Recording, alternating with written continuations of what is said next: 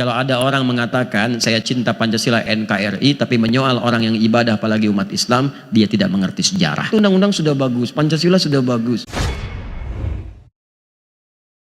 Di kesimpulannya, jadilah muslim yang utuh, muslim yang kafah.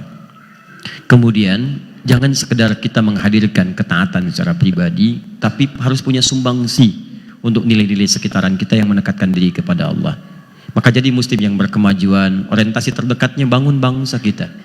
Ayo jadi yang paling hebat, yang arsitek, ayo bangun negeri kita lebih baik. Yang masuk ke jurusan ekonomi, bangkitkan ekonomi bangsa kita supaya stabil, tinggi.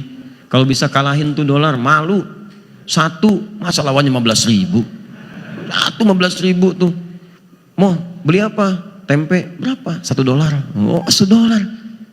Kenapa? Karena malu 15.000. Orang luar tuh 1:1, 1:2. Kita 15.000. Turunin tuh, tekan terus, tekan. Kalau bisa 1:1, ya ayo. Gitu kan? Teruskan. Turunkan. Kalau perlu nilai kita lebih hebat dibandingkan yang lain. Bangkit. Ilmu pelajari, tambahkan.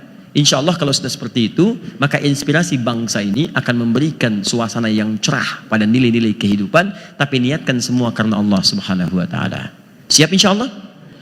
Jangan takut kalau kita mempraktekkan agama, apalagi demi membangun bangsa, itu dijamin oleh undang-undang. Pasal 29 ayat 2. Negara menjamin kemerdekaan penduduk, tiap-tiap penduduk untuk memeluk agamanya masing-masing dan beribadah menurut agama dan kepercayaannya itu. Bagi kita, belajar itu ibadah. Bagi kita, sholat itu ibadah.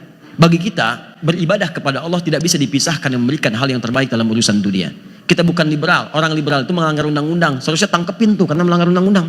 Karena dia berusaha memisahkan kita dari agama. Negara kita menjamin kemerdekaan beribadah untuk beragama. Dia memisahkan kita dengan agama. Makanya sebetulnya orang liberal itu nggak boleh hidup di Indonesia. Catat kata-kata saya viral nih.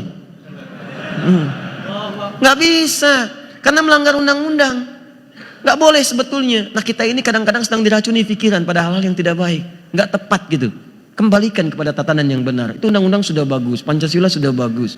Dan sesuai dengan nilai-nilai pengamalan kita, konsep amalnya sesuai agama masing-masing. Jadi kalau kita mengerjakan sholat, itu adalah syariat kita. Kalau kita puasa, tuntunan kita hormati agama lain. Jangan kita paksa la ikraha fiddin. Cuman tampilkan dakwah yang lembut dan baik sebagai tampilan dari akhlak yang islami. Cuma kalau ada orang menyoal tentang cara kita sholat, cara kita ibadah, itu melanggar undang-undang. Makanya ketika ada orang kemudian melanggar jilbab, ada orang menyoal celana, menyoal jenggot, maka itu harus dibatalkan demi hukum. Batallah demi hukum. Jelas, karena melanggar ketentuan undang-undang gak bisa kalau disoal selesai gitu. Halo, kenapa jadi seperti ini? Tegang. Tenang saja, kalimat itu dijamin oleh undang-undang, itu kan? Baik, siap teman-teman sekalian?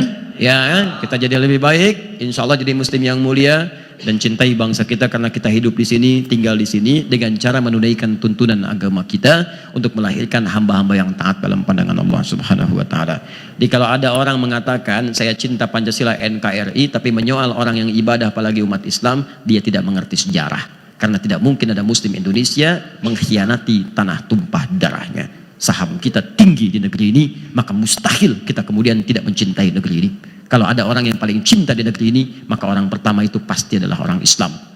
Muslim yang benar akan mencintai bangsanya dan melakukan itu karena Allah Subhanahu wa Ta'ala.